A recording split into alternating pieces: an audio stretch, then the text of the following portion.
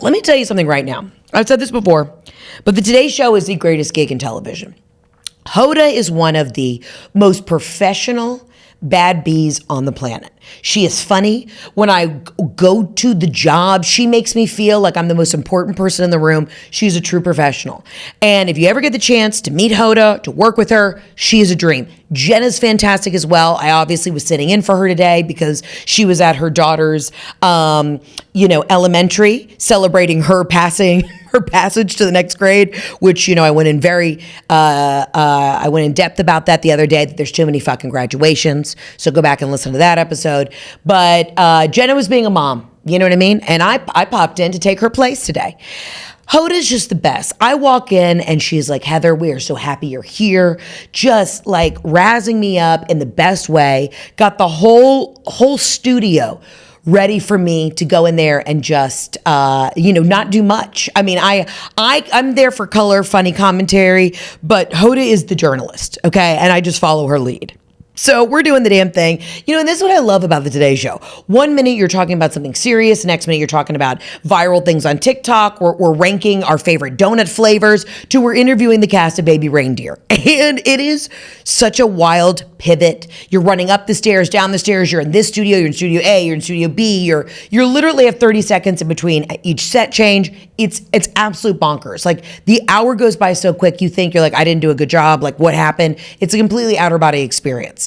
But we interview the cast of Baby Reindeer. If you haven't seen Baby Reindeer, it's phenomenal. Really interesting limited series about this guy who ends up getting a stalker, takes a very dark, twisted turn about a traumatic event that he went through. And I'm not going to give you much because I don't want to give it away. You should definitely watch it.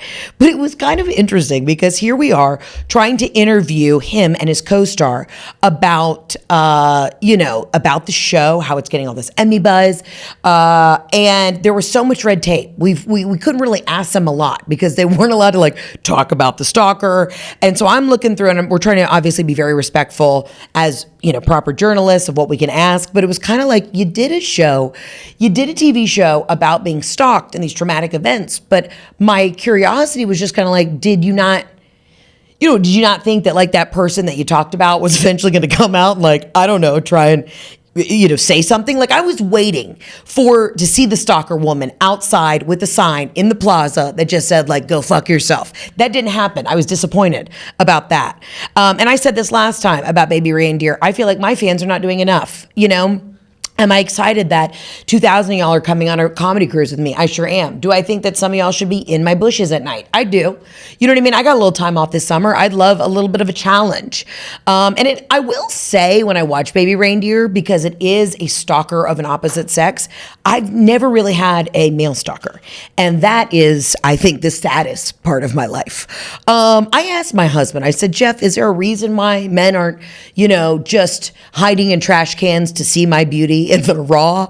And he said, I think you put too much on the internet. They see enough. And I said, fantastic. But now I am here sitting in a very short, tight Reformation dress, showing you a little vagina so that in hopes some male somewhere in middle America will see this on YouTube and say, that's my girl.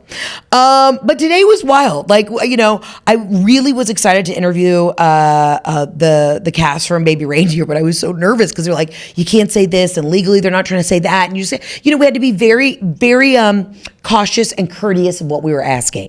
And I was like, I don't know how real journalists do it, okay? I'm a stand-up comedian. The last thing I need to be fucking doing is going and, trying to talk to a leader of Hamas. That's not my gig. But it was really wild to see how professional Hoda was, how she took the reins. She's like, girl, I got this. You just follow along and ask them, what's it like to have fame? I was just peppering the dumbest questions while I was sweating through I had a Honey Love bodysuit on underneath this blazer. And I was like, I'm doing the best I can. I got it from the couch. It was wet. I wasn't proud of it. Hoda even yelled out at one point, can we turn the fan on for Heather? Can we turn on the studio AC? She's absolutely melting. And that's a real bitch. And I love her. And I hope she knows that I'm saying that in the utmost respect because she's Hoda and she's everything. But the Today Show, that's a great gig, man. You're in, you're out. Yeah, it's an early start, but you're done. You're wrapped by noon.